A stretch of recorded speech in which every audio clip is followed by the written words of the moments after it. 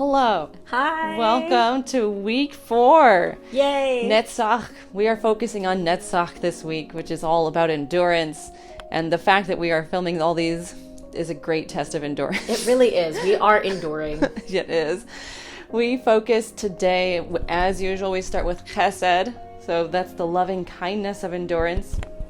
And we're going to look at, they have a lot of questions for this one, which I guess, I don't know, there's just a lot to think about. Like, why am I enduring? Is it through something that I love about myself? Is it for the love of someone else? Like, something like that. So that's where they're going with these questions. For anything to endure, it needs to be loved. That's true. Like, any habit, any business, like anything like that. A neutral or indifferent attitude will reflect in a marginal commitment. So true. Or even just like BSing your way through things. Exactly. If you have difficulty making commitments, examine how much you love and enjoy the object that requires your work, your commitment. So, okay, that's where we're starting with. For endurance to be successful, it needs a loving and caring attitude. It requires patience. Does my endurance cause me to be or seem to be inflexible? Oh. I think I can say yes sometimes. Like, where I'm like, I have to get this done. Or one time I was at like a little party or something and that I had organized, and I wanted to stay on track with the questions and stuff like that. And this one lady was like, just let the conversation happen and whatever. And we might not make it through all the questions. And I was kind of mad about that. And it's like, I worked hard on these questions. Well, because you loved what you had created. Yeah. And you, like, it's not like you didn't love the people in the room. It was just, this was the object that you had worked on. Yeah. And so, I understand, like, organic conversation is good, but I was just, like, mad at the time. Because I was like, I wanted to do this. To me, this was important that we get through the questions. Yeah, fully understand that. Absolutely. I think that I have the tendency to fall on that path as well, because I care so much about whatever it is that I'm doing, what I'm enduring through, and I think that I can be seen as like overly stringent in those things. I try not to be, but I think that I can be seen that way as well. Or just the idea, because like I think it's, especially of an older generation, they love their pleasantries. Yes. And you have to like, how is it? How are the kids? How is this and that? And it's like, okay, it's already 6:35. Like, we were supposed to start the meeting at 6:30. I don't care about your kids. Like, you should have come early if you were going to talk. That kind of thing. I don't know. No, I get it.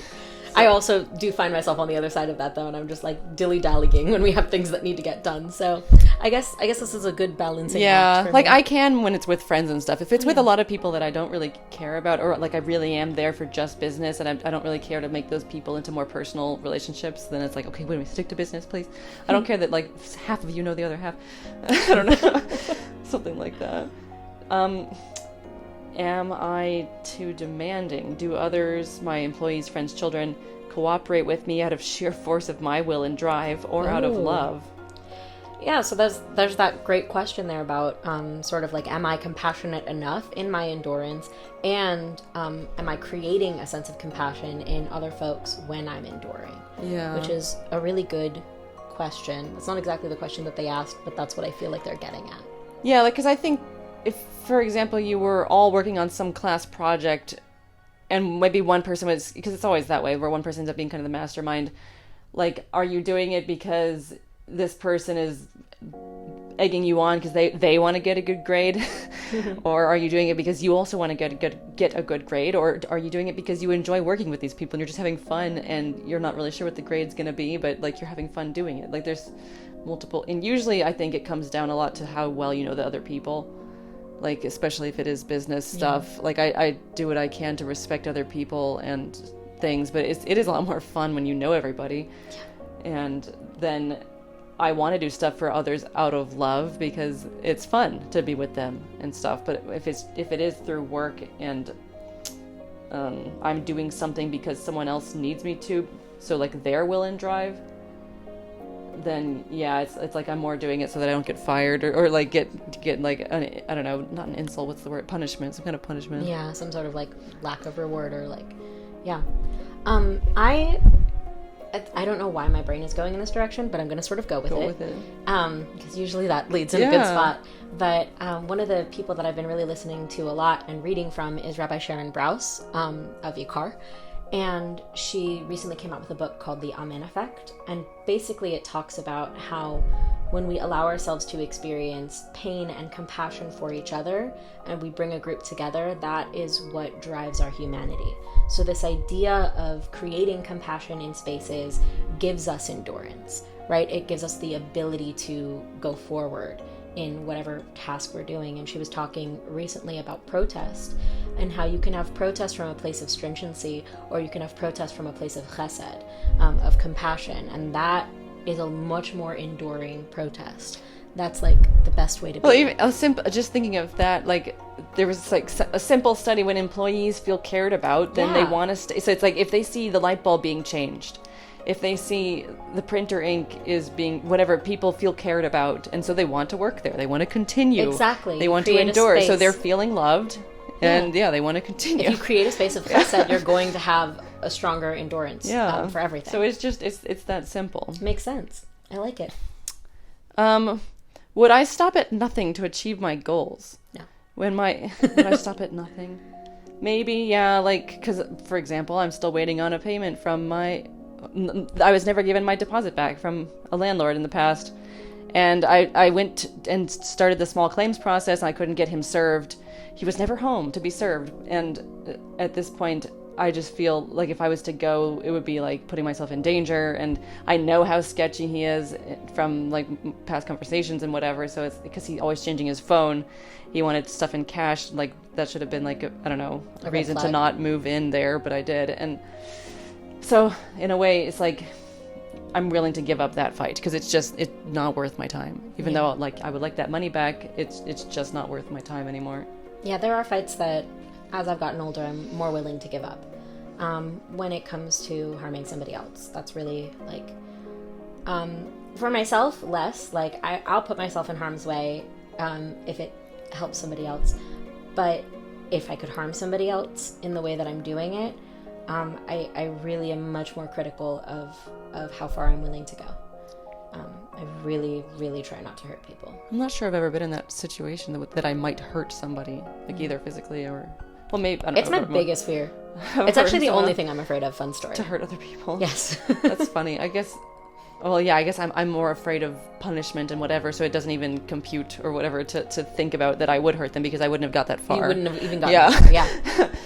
I don't know. Let's do one more. Even when defending myself and others against unhealthy influences, am I driven by love or hate? See week 2, day 1. That one. Week 2, day 1 would have been Chesed of Netzach. Right. So, when defending myself and others. Like this idea of like heroism, am I gonna... Am I driven by love or hate? Yeah. Am I driven by the need to be right, or or hate for the other thing, whatever is unhealthy? Or am I driven from a place of love, what is healthy for me and what is healthy for us? And I definitely try to be driven from a place of love, but there have been times in my life where I was definitely driven by like anger and frustration. And I think that anger is holy. Like anger has a place. Yeah, it does. But if I can't turn it into why am I angry? If my anger should always point me to what I love. My anger should always point me to what's important to me. Yeah. And then I should organize and express from that space. I suddenly had this memory of being on the bus in middle school where these kids were like throwing things around, and I just had this like image of what if they hit my sister, because it's like it was more than just paper, like it was books and stuff, and so I imagined like getting up and biting their heads off, and so but that is coming from a place of love, even if I'm reacting out of like hate at their actions and stuff like that.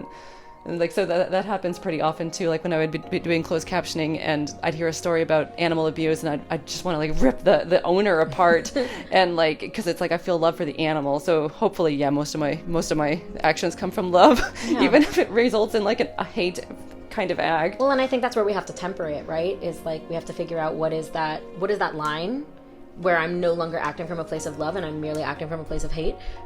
Because just because something is inspired by love doesn't mean that the action inspired from it is loving. Oh yeah, no. And so I think there's that conversation there. That's the classic, but I meant well. Exactly. Like, and unfortunately, it does The road to hell is paved with good intentions. Right, or the ends justify the means. not certain about that. Just like a Star Wars. Well, you don't know Star Wars as well, but like just how sorry. Anakin becomes evil. Like he meant out of a good place. He was supposed to be good, and then it became very evil. So that's where we are. Exercise for the day. Yay. When fighting for something you believe in, pause a moment to ensure that it is accomplished in a loving manner. Ooh. So just before... That's going to be really easy for me right now. Yeah. I guess just think before leaping, or whatever the word is. Yeah. Look before you leap. Yeah. Try really hard.